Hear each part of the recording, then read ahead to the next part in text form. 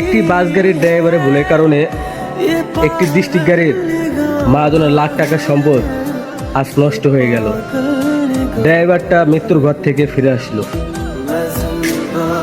তো পরিবহন ড্রাইভারদের আমার একটাই প্রশ্ন, আমাদের ডিস্ট্রিক্ট গাড়িগুলোকে যখন চাপ দেন বা ওভারটেক করে সামনে এসে ব্রেক করেন, তখন আমাদের গাড়িটা কন্ট্রোল করতে অনেক কষ্ট হয়ে যায়।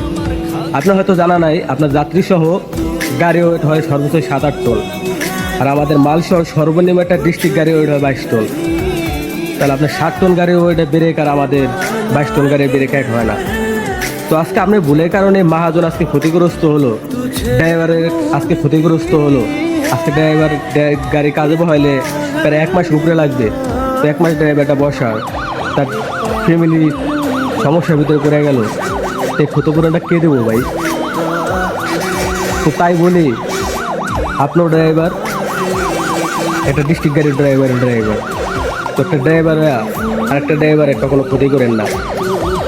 পরিবহনের ড্রাইভারদের সব সময় আমরা সম্মান করি, তাই সম্মানের যোগ্যতা আপনারা সবসময় রাখার চেষ্টা করবেন। তো সবাই ভালো থাকবেন, আল্লাহ হাফেজ।